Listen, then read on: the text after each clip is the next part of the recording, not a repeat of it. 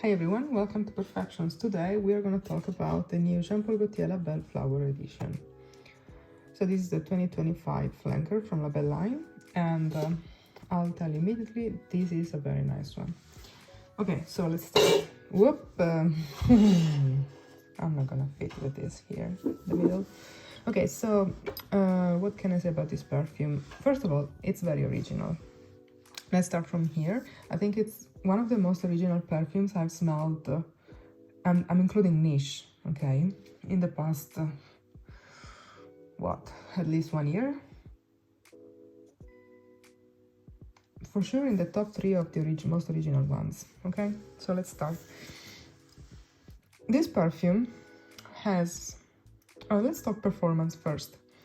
It has a moderate projection, but it's very long lasting, and you can, how can I say, you can really perceive your bubble all the time, and it's got a nice scent trail, which is all I want from a perfume.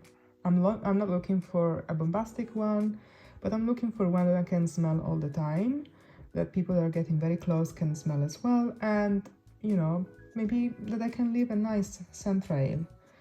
A delicate one, doesn't need to be obnoxious. So, performance, it's perfect, in my opinion. Then, talking about the scent profile. The scent profile is a fruity floral. It's not too sweet at all. It's mostly sweetness coming from the flowers. It opens up with some apricot peel type of smell. The apricot is not quite ready yet. You know, it's not a ripe one or nothing like that. It's really kind of greenish. It's not a very green perfume, but it has green touches.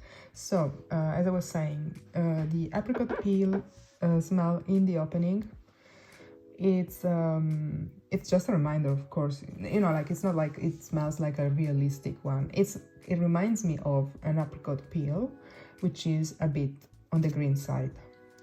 And I think the green aspects are coming from the vetiver and maybe some other herbaceous or aromatic note that is not declared officially, because officially this one should have only vetiver as an aromatic note. I think the notes are, as far as I remember, I'm putting together different websites, Jean Paul Gaultier, Wiki Perfume, Perfume, Fragrantica, you know.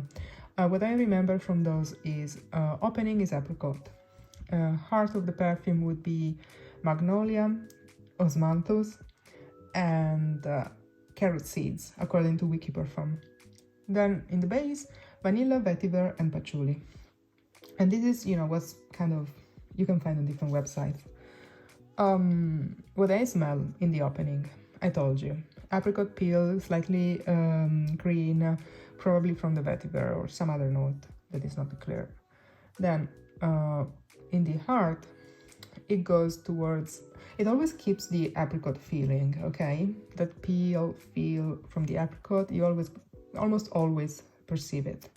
It's there in one way or the other. And that makes sense, because in the heart you find osmanthus, which is a flower that has a smell that reminds of apricots.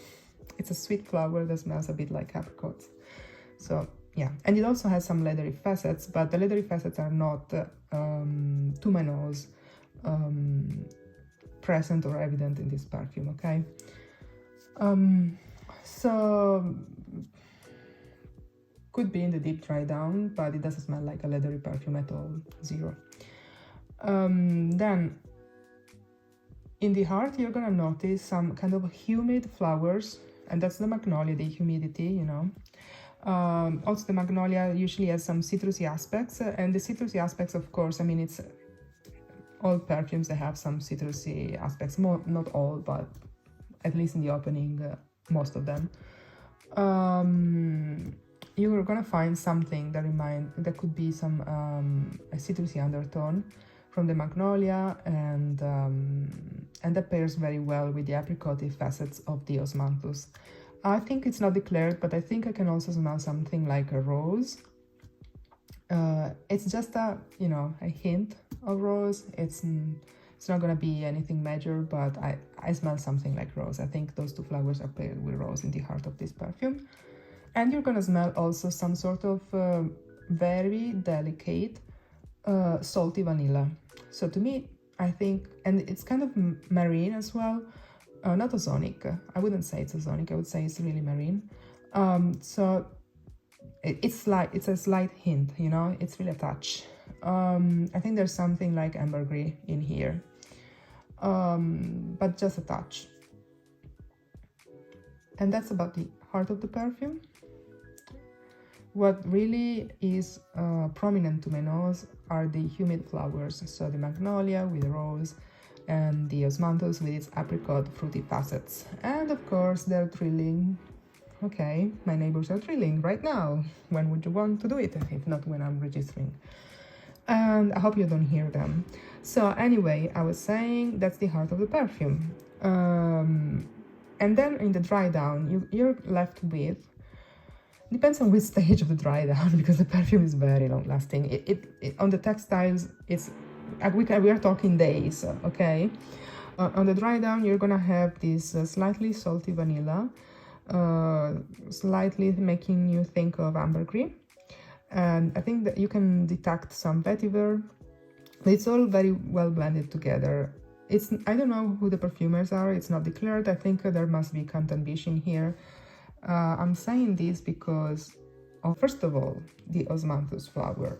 It's something he's been playing with in the past years quite a bit when I think of guidance, but also, if you must have played with it, also with the teriyaki perfume for Latafa, because there you had some apricot nuances. I think it was kind of almost jammy, the apricot there. So anyway, so you get my point. And besides that, I think Canton Biche is involved because of the vetiver vanilla chord, which is very, very, very much of one of his signatures, in my opinion. And that's about it about this perfume. Please let me know if you tried it, if you have tested it, how you like it, if you also agree with me that it is pretty original as a fragrance composition. And yeah, let me know your thoughts about it. See you in the next one. Bye!